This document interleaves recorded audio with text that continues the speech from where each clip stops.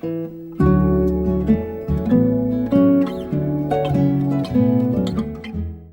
haremos una introducción a lo que es este tema. Como os decía antes, esta sobreestimulación a veces no solo nos afecta a las personas altamente sensibles, sino que podemos tener muchos momentos en nuestra vida, cualquier persona, que también nos afecte esta sobreestimulación sensorial. Bueno, os daba la bienvenida. Os recomiendo también que para que entremos en este espacio con un poquito más de concentración, de atención, y que seamos capaces de mantener la atención durante los minutos que va a durar esta conversación o esta charla, que os pongáis en una posición cómoda y sobre todo que hagáis 3 respiraciones profundas, cogiendo aire por la nariz y soltándolo suavemente por la boca. Cuando todas las personas hagamos estas 3 respiraciones profundas,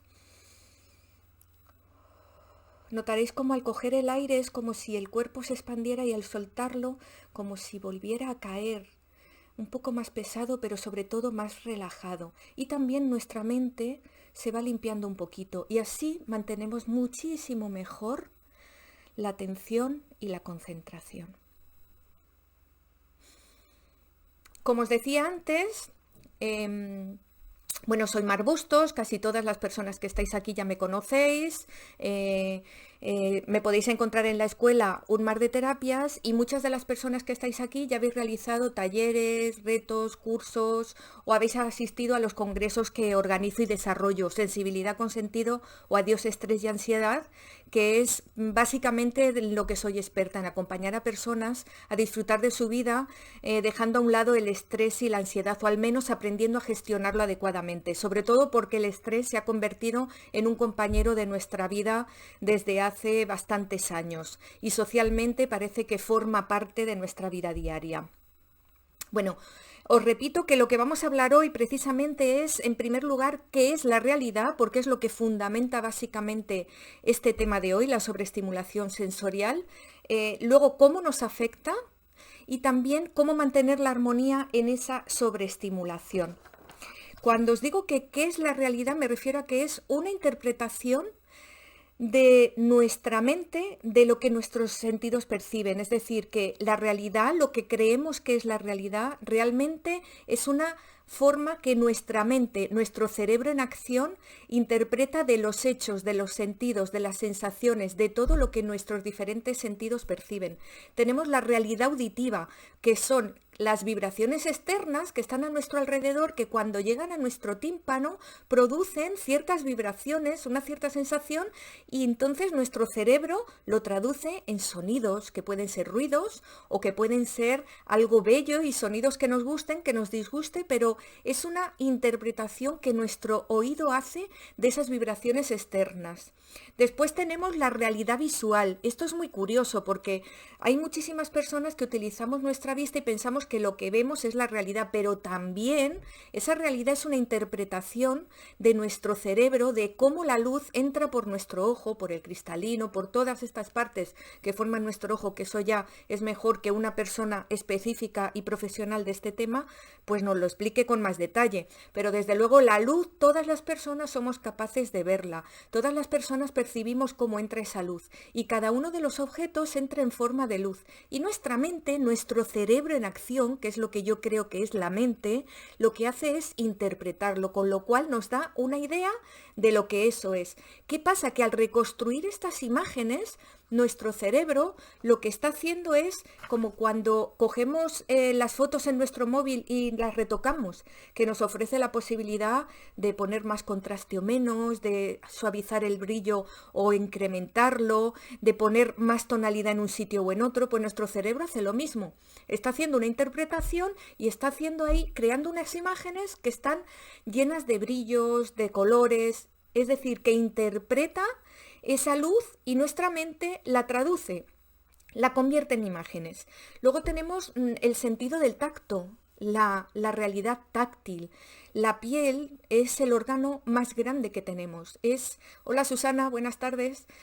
Nuestra piel es un órgano tan grande tan enorme y siempre en contacto con el entorno que nos refiere muchísimas sensaciones y muchas percepciones del entorno. O sea que siempre recibe o está en activo recibiendo esos estímulos que nos vienen desde el entorno. Está llena de células sensitivas, además. Yo creo que todas aquí hemos percibido esa sensación de cómo la piel se nos pone de gallina, de cómo se nos erizan los pelos. Es como si tuvieran, bueno, como que lo tienen, nuestra piel y el vello tiene como un dispositivo que sirve como para lanzarlo hacia afuera.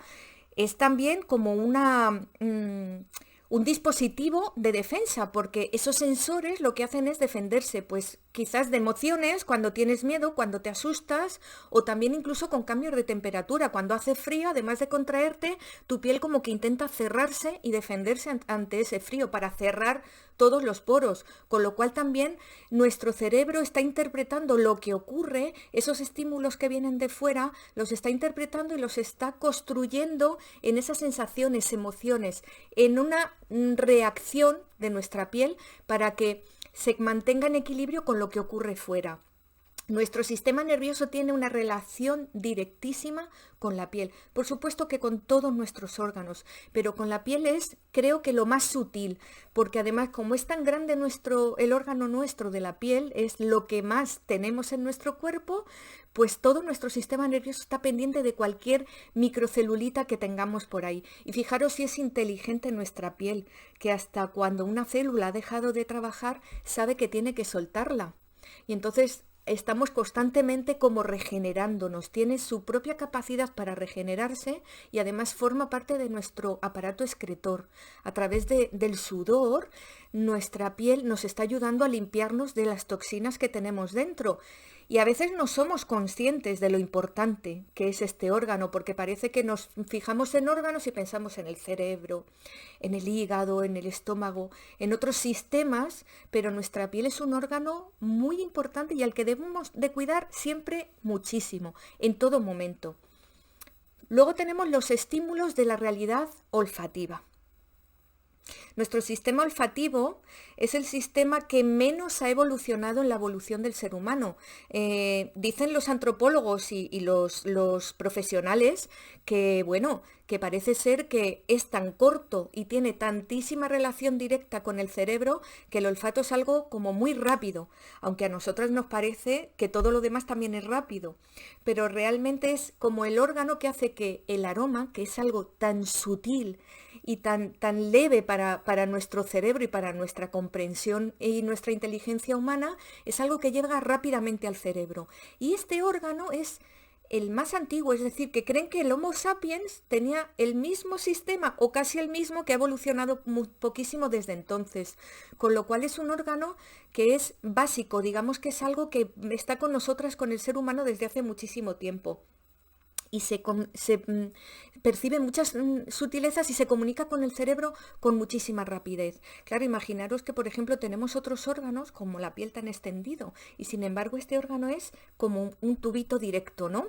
Por decirlo de alguna manera bastante sencilla. De lo que se trata de aquí es que tengamos una idea muy sencilla y de hacerlo difícil fácil, que realmente luego cuando tengamos estas sensaciones y cuando nuestros sentidos estén funcionando, los entendamos de una forma sencilla, sea lo que sea, ocurra lo que ocurra y tengamos la formación que tengamos. Esa es mi intención hoy, hacer fácil lo que a veces parece tan complicado. Luego tenemos nuestra realidad gustativa, el gusto. El gusto a veces también es un sentido que no le damos la suficiente importancia. Fijaros que hoy en día, por ejemplo, en esta situación que estamos viviendo con el COVID-19, uno de los síntomas es precisamente perder el gusto. Y en algunas otras, como en la gripe o en algunas otras enfermedades, también el gusto nos determina, oye, parece que no estoy muy bien porque no me sabe a nada la comida. Pero hay veces que nos sabe bien la comida y no la degustamos. Yo os invito siempre a saborear todo lo que toméis, pero no solamente por el gusto, por la nutrición alimenticia, sino todo lo que toméis y lo que os venga regalado por vuestra vida, que cada día amanece para eso, para daros muchísimos regalos. Este sentido del gusto es además un sentido que nos ayuda mucho con el agrado y el desagrado, Porque hay otros sentidos que hay veces que, bueno, pasas como puedes moverte y puedes hacer otra cosa, pero cuando algo que comes no te agrada, tardas un poquito más en poder decir, no, esto no es lo que quiero. Con lo cual es un sentido, perdón, como que nos invita precisamente a ese saboreo, ¿no? Tal y como está creado dentro de nosotras. Y además nos dice pues si esto es de una manera, es de otra, si es amargo, si es dulce, si es salado. Y así nos invita también a conocer un poquito más qué es lo que más nos gusta, qué es lo que más necesitamos, qué es lo que mejor nos sienta. El sentido del gusto es algo que hay que tener también en cuenta cuando en nuestra vida diaria, por ejemplo, nos alimentamos con cualquier cosa. No, pues yo hago esto y ya está. Hay que cuidarlo muchísimo porque según vamos cuidando nuestra nutrición, el sentido de gusto también se va avivando más y muchas veces no lo tenemos lo suficientemente en cuenta. Entonces, después de conocer que la realidad se forma por una interpretación de lo que nuestro cerebro en acción, la mente, convierte o transforma desde lo que percibimos de los sentidos, ahí podemos entender que se generan ciertos códigos desde nuestros sentidos y el cerebro lo que hace es aprender a interpretarlos. Fijaros que esto es muy importante porque tiene mucho que ver con nuestra cultura y con lo que nuestro cerebro sabe de antes, lo que haya aprendido. No sé si recordáis, por ejemplo, en cuanto al sentido de la vista, por ejemplo, cuando llegaron las carabelas a Latinoamérica, dicen que los indios, los aborígenes de allí, no las reconocían, no las veían, porque era algo que no conocían. Es decir, que nuestro cerebro está aprendiendo constantemente, que esa luz que entra, si antes no tiene una información, no la va a reconocer, no la va a construir en imágenes. Esos códigos que los sentidos envían a nuestro cerebro se tienen que convertir en un lenguaje a través del aprendizaje. También hay veces que se pueden producir ciertos errores con esta percepción sensorial. Por ejemplo, lo que llamamos el déjà vu, que creemos que tenemos la sensación de que eso ya lo hemos vivido y pensamos que es algo que ya ocurrió antes y sin embargo es como una comunicación que se ha interrumpido en algún momento y el recuerdo se confunde con una percepción actual. Es decir, que a veces también nos pasan estas cosas. Somos una maquinaria maravillosa, perfecta, un sistema organizado, vivo y que funciona todo a las mil maravillas, pero que a veces también tiene esta especie de como contractura, ¿no? Que se dobla, se nuda y parece que hay como que ha habido una falta de comunicación. Bueno, pues eso también puede ocurrirnos, pero realmente dependiendo de las experiencias y de lo que nuestro cerebro conozca, así va a decodificar esa percepción de nuestros sentidos. Es decir, que para una persona que tenga una cultura diferente a la mía, pues quizás esas interpretaciones sean diferentes. Eso es algo que desde el etnocentrismo, por ejemplo, y desde la etnografía, siempre se ha conocido, ¿no? Que cuando tú tienes un cierto aprendizaje, unos ciertos conocimientos, el mundo, esa realidad que se construye, está construida alrededor de esos conocimientos, de lo que tú ya has aprendido. Y esto también pasa con nuestros sentidos. Es decir, que si tú oyes un sonido por primera vez, te va a llamar la atención y no vas a saber, a veces ni siquiera vas a distinguirlo, pero poco a poco, esto ocurre también con los sonidos armónicos, poco a poco tu cerebro va a reconocer más sonidos. Pues esto ocurre con todos los sentidos. Así que es a través de esta estimulación sensorial a través de la que construimos nuestra realidad y por eso es tan importante fundamentar la realidad y la interpretación para reconocer cómo funcionan nuestros sentidos. Si nos hacemos una idea de lo que es la realidad, entonces sabremos cómo funcionan nuestros sentidos. A veces también nos ocurre algo a las personas y es que relacionamos esta realidad o mejor dicho, nos identificamos con esta realidad.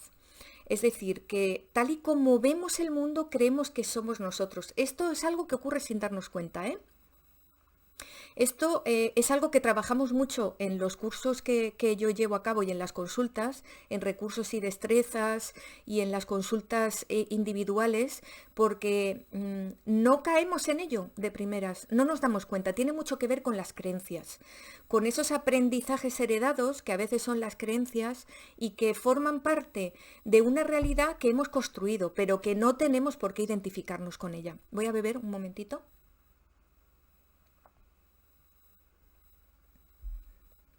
Además, lo que pasa también con estas creencias y esta construcción de la realidad distorsionada es que esa distorsión nos lleva también a un desequilibrio. Este desequilibrio puede ser o porque en este proceso de aprendizaje ha habido algún paso que no ha funcionado, o porque tengamos acorazadas ciertas emociones o ciertas situaciones que no queramos enfrentarnos a ellas o que hayan sido dolorosas. No tienen por qué ser tampoco traumas. A veces las cosas se ocurren de una forma muy sencilla y se van traspasando unas encima de otras y bueno, se nos quedan ahí. Por eso yo siempre recomiendo los procesos de autoconocimiento, porque ahí es donde realmente vas paso a paso dando vueltas hacia tu interior y hacia el exterior. Y ahí es donde realmente vas conociendo dónde puede haber este tipo de distorsión. Normalmente el proceso es observación, reflexión, conciencia y cambio. Cuando hay algo que no funciona entre medias o que nuestros sentidos y nuestras sensaciones nos producen ahí un desequilibrio, ahí es donde quizás ocurre algo así como que la información se corta, como este déjà vu, pero de otra forma, es decir, que no nos permite avanzar. Normalmente esta sobreestimulación se relaciona con una sobrecarga. ¿Por qué? Porque cuando decimos sobre es porque no hemos sabido quizás regular todos esos estímulos, porque imaginaros que una persona, por ejemplo, altamente sensible, que tiene un sistema nervioso tan fino, tan despierto, yo lo llamo despierto, es como si estuviera constantemente despierto, como cuando te levantas por la mañana descansada, abres los ojos y ya lo ves todo con mucha claridad y ya tu mente empieza a funcionar. Bueno, pues nuestro sistema nervioso de las personas altamente sensibles es algo así también, está despierto constantemente. Hay que enseñarle también a descansar. Y por eso, pues claro, recibe tantos estímulos. Por lo tanto, cuando no sabemos regular esa estimulación, cuando nos cuesta mantener ese equilibrio y distinguir o gestionar todos esos estímulos que recibimos desde todos esos sentidos de los que hemos hablado, más otros muchos que a veces existen y no tienen nombre, como esa percepción que a veces no tiene un nombre determinado, pero que al fin y al cabo también son sensaciones y estímulos que nos llegan. Entonces esa sobrecarga es lo que se produce por esa falta de regulación. A veces lo que ocurre es que no tenemos suficientes herramientas cuando ya hemos llegado a la sobreestimulación y no hemos tenido suficientes aprendizajes para conocernos, por eso insisto siempre en los procesos de autoconocimiento, y para saber qué es lo que necesitamos hacer en ese momento. Pero también esto nos puede ocurrir cuando no somos personas altamente sensibles. Ya sabéis, a las personas que me seguís, que me conocéis, que habéis seguido los congresos o que seguís los comunicados que hago, que yo creo que todas las personas tenemos una cierta sensibilidad. El ser altamente sensible o no tiene que ver con la intensidad. Pero igual que se aprende a ser empático, se puede aprender a ser sensible, solo que quizás a las personas que no nacen con esa alta intensidad les cueste un poquito más, pero quien quiere puede desarrollarlo. Todo en esta vida se puede desarrollar y todas las personas somos únicas, singulares e irrepetibles, seamos o no altamente sensibles. Entonces, esta característica de la sobreestimulación además es un rasgo que se tiene en cuenta cuando se determina si una persona es altamente sensible. Las mamás que estabais antes por aquí, decíais que teníais hijos altamente sensibles, seguramente habréis hecho un test recientemente, probablemente os hayan dicho también que la alta sensibilidad es hereditaria, que es algo genético. y que probablemente o vosotras o el padre del niño o de la niña también será altamente sensible o incluso los dos. Y esta característica de la sobreestimulación precisamente es uno de los 4 rasgos que Elaine Aron, que es la persona que le dio nombre a este rasgo, que por favor no se confunda nunca jamás con un trastorno ni con una enfermedad ni nada parecido, es un rasgo de la personalidad.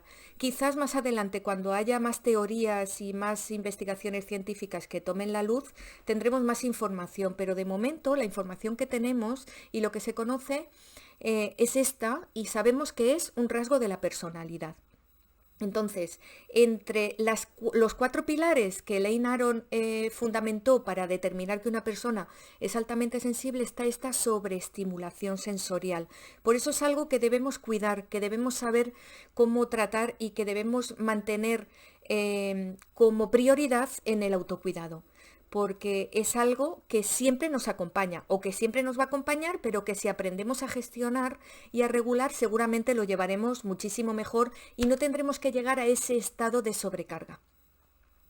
Los otros 3 rasgos o las 3 cualidades con las que se determina este rasgo de alta sensibilidad es la percepción de las sutilezas, la profundidad en el proceso cognitivo o en el pensamiento y la alta capacidad empática o emocionalidad. Todo esto, como digo, en el futuro seguro que saldrán muchas más teorías y muchas más investigaciones que nos den más información. Cuando llegamos a esta sobreestimulación o saturación de los sentidos,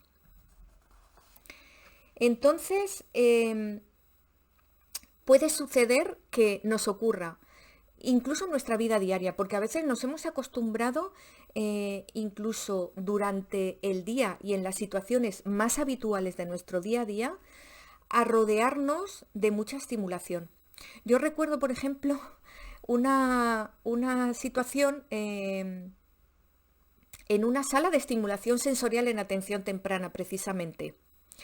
Era una sala en la que había que entrar con mucho cuidado, donde yo hice las prácticas del máster de musicoterapia, porque precisamente al haber tantos estímulos a la vez, solamente con entrar yo, como persona altamente sensible, ya percibía todo lo que había ahí y me resultaba bastante agobiante. Y eso fue lo que yo relacioné cuando empecé a pensar en esta sobreestimulación. Los que tengáis hijos o lo conozcáis, sabréis que en una sala de estimulación temprana, por ejemplo, se utiliza para niños que necesitan esta estimulación. Entonces, hay luces en los techos, hay un montón de colores, hay colchonetas, hay movimientos, hay sitios donde pueden los niños subir y bajar.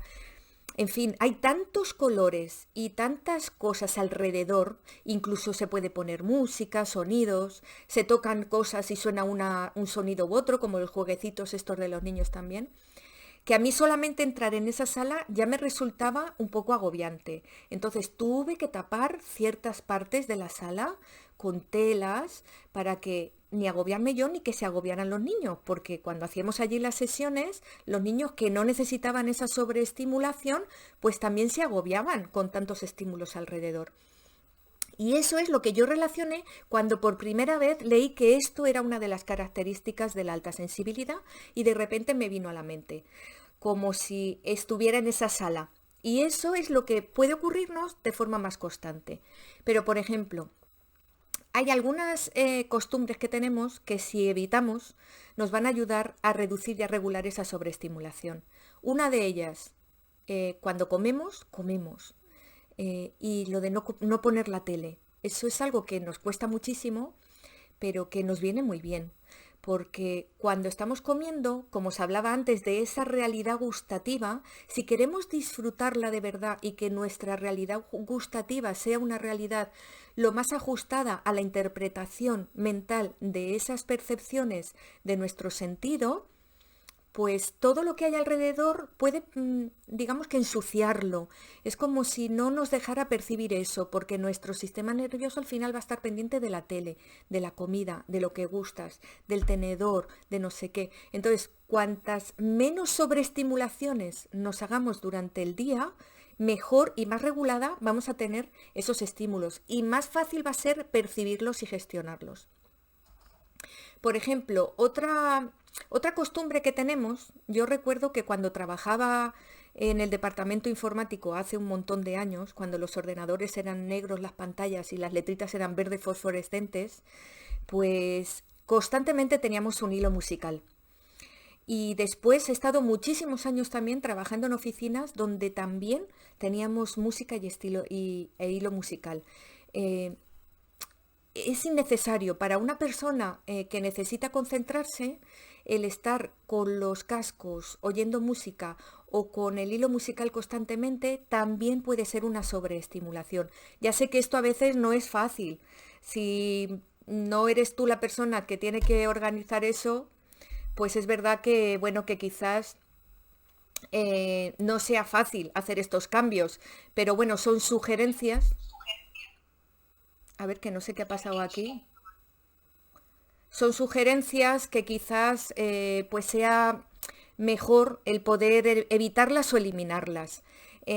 Otra cosa que también nos sobreestimula mucho es el estar rodeadas de electrodomésticos.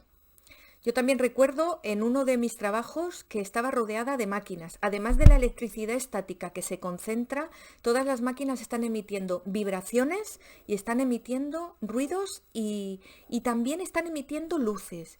Entonces, para nuestro sistema nervioso, cuando lo tenemos tan despierto, es como un trabajo excesivo y muy constante. Eso nos lleva al cansancio, claro. Entonces, es una manera también de estar sobreestimuladas sin necesidad. También es algo que sé que no puede ser fácil y que si trabajas en una recepción, por ejemplo, donde tienes la centralita del teléfono, el fax, el ordenador, el otro porque tal, pues ya sé que es un poco complicado, pero bueno, que quizás si podemos evitar este tipo de situaciones constantemente sobre todo, nos va a venir mejor. Y si no, por lo menos poder hacer un descansito de vez en cuando. Luego tenemos que pensar también en situaciones que hacemos todos los días y que a veces pues también nos sobreestimulan. Por ejemplo, el ir al trabajo en el transporte público. Yo recuerdo que yo llegaba cansada. Yo me levantaba a las 5 de la mañana y me dedicaba durante 4 años de mi vida. Y luego le dedicaba casi 4 horas al transporte público. Cuando vives en una gran ciudad como Madrid y vives en las afueras o tienes que cruzarte la ciudad, eso pues es algo que, bueno, requiere mucho tiempo. Y sí, leía mucho y podía aprovechar el tiempo, pero cuando tenía que ir en hora punta era casi imposible. Y era una sobreestimulación total, las puertas que se abren, el hilo musical, las personas que llegan y te empujan, el otro que habla, aquel que te intenta agarrar aquí, tener cuidado de no moverte, en fin, son muchos estímulos los que se reciben. Y todos esos estímulos se acumulan. Esto también, lo importante es que seamos conscientes, que nos demos cuenta de que ahí hay una también sobreestimulación y que si no la podemos evitar en ese momento, sí después tenemos que tener nuestro momentito de descanso para al menos reducirla. Hola, Cruz. Porque esto, ¿qué es lo que nos hace? Pues nos hace que nos afecte principalmente en la atención, en las emociones y en la producción. Y además nos produce luego, por mi experiencia, puedo decir que esta sobreestimulación y esta sobrecarga nos puede producir incluso síntomas o al menos introducirnos en el estrés y en la ansiedad. Y esto sí que puede ser un poquito habitual por la experiencia que yo tengo. ¿Vale? Recuerdo, por ejemplo, cómo esto nos puede afectar y también me estaba acordando ahora de una situación para que entendáis un poco cómo es esta sobreestimulación, pero cómo podemos también reaccionar ante ella, ¿no? Hola, hola Ariel, encantada de tenerte aquí también. Bueno, recuerdo una vez en un concierto de jazz, que yo estaba en el concierto de jazz disfrutando muchísimo de esa música, eran profesores de una academia de jazz y la verdad es que, bueno, tocaban excelentemente y además emitían mucha alegría y mucha gana. Era como decir, hola Daniela, era como decir, aquí estamos disfrutando nosotros. Ahora, aparte de enseñar, te vamos a ofrecer lo que sabemos hacer. Y era una maravilla. Y había una amiga que me estaba hablando. y de repente el saxofonista empezó a hacer un solo, bueno, una cosa muy virtuosa y maravillosa, y cuando yo estaba hablando con mi amiga, la estaba escuchando, pero a la vez estaba escuchando eso, y cuando acabó el solo, yo me di la vuelta y empecé a aplaudir y seguía con este oído escuchando a mi amiga, y ella se empezó a reír porque no entendía cómo era capaz de estar a tantas cosas. Bueno, esto de la sobreestimulación también nos lleva a esa incomprensión, que las PAS y las que tenéis familias o hijos o hijas PAS también entenderéis por qué ocurre esto. En fin, lo que decía antes es que nos afecta en el mundo emocional también. Esta incomprensión, por ejemplo, es algo que nos afecta emocionalmente, porque cuando alguien te mira así te dice, pero bueno, ¿cómo es posible que estés escuchándome, que oigas el concierto, que seas capaz de darte cuenta que ha hecho algo virtuoso, que aplaudas, que me oigas, que me contestes?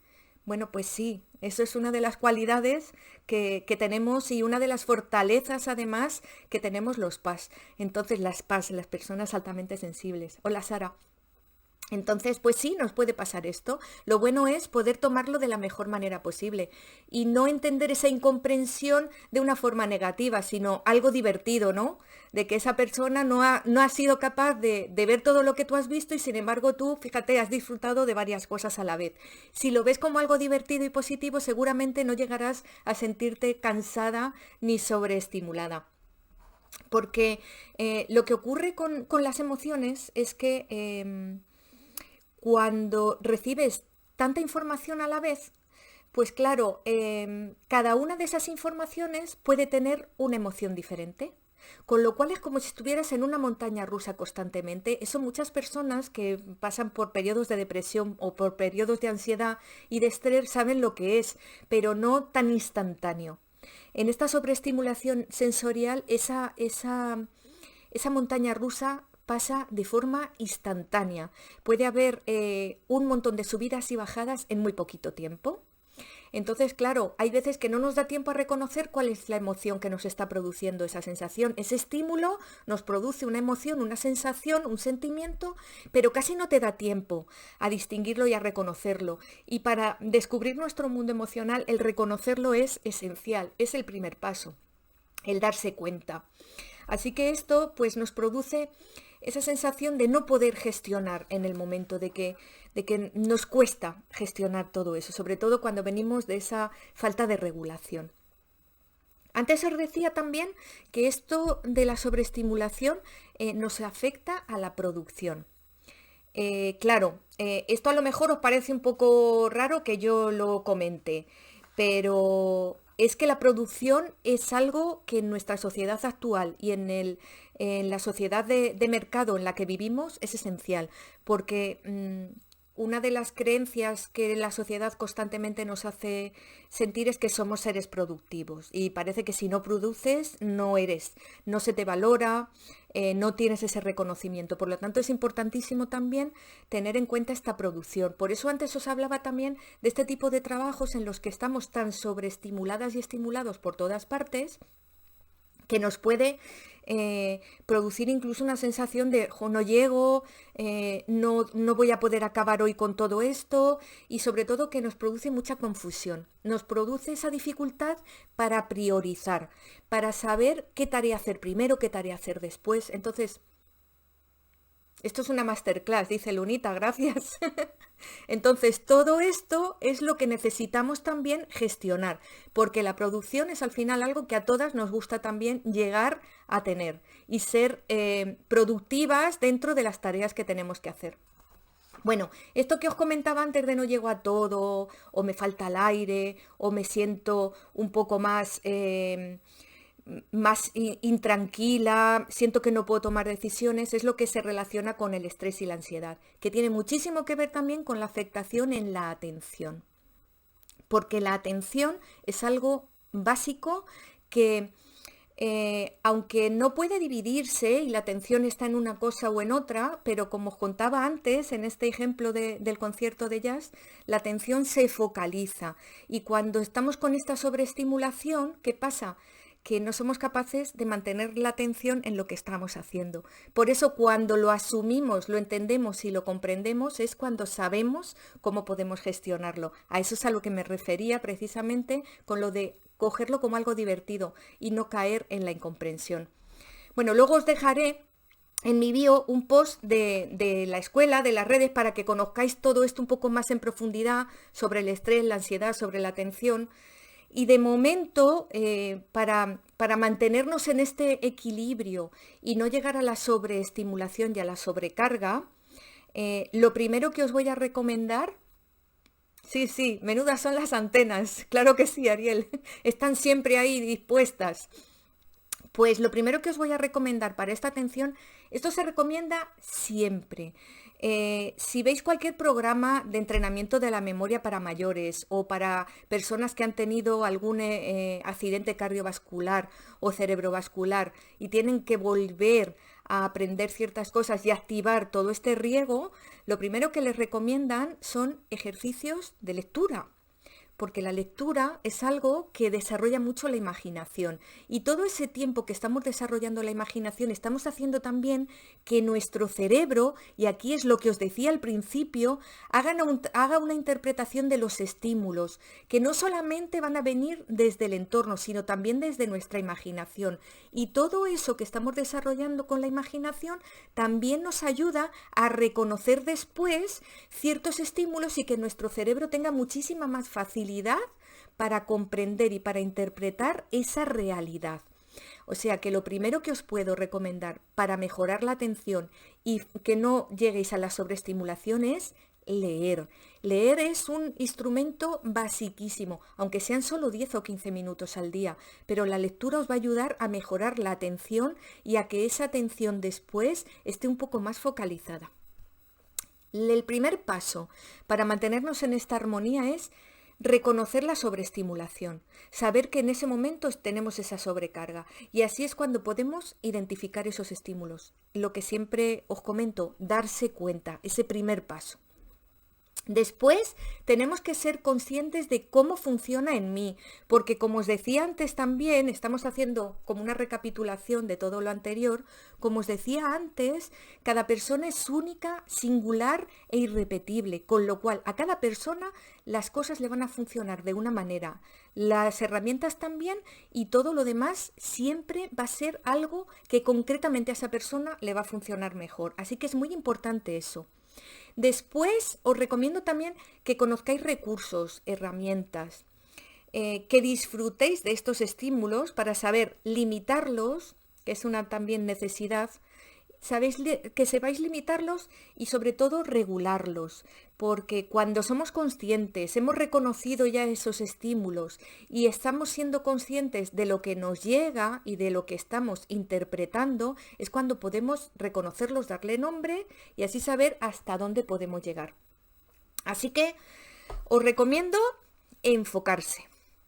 Para enfocarse os recomiendo dos cosas principalmente: la meditación y la respiración, como la que hemos hecho al principio, pero muchísimo más profunda. Además, en mi escuela, si pasáis también, vais a ver que hay una masterclass que en todos los cursos está siempre, que es respiración consciente. Para mí, creo que es la técnica básica. Y en mi canal de YouTube también podréis ver varias emisiones que hay sobre respiración consciente. Sobre todo una es esencialmente respiración consciente y luego tenéis otras 2 o 3 que se llaman volver a la calma. Y ahí también podéis practicar la respiración consciente. Todas las veces que haga falta, pero ese pequeño descanso os va a venir muy bien. También es muy importante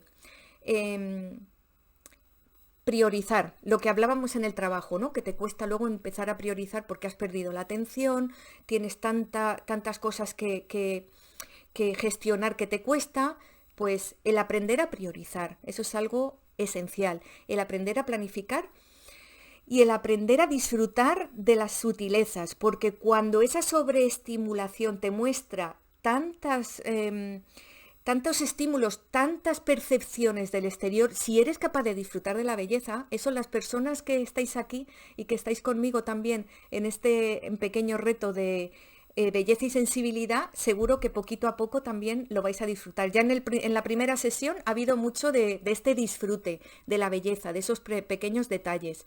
Cuando aprendemos a disfrutar de la belleza, hola Carolina, también tenemos la oportunidad de reconocer esos estímulos y de gestionarlos aún mejor, porque vemos esa parte positiva.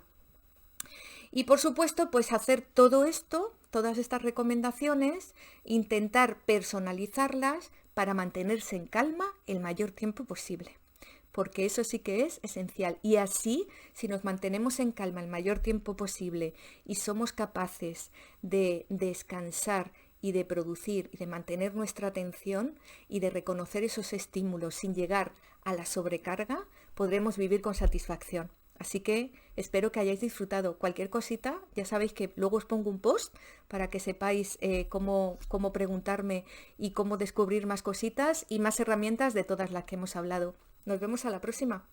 Chao, chao.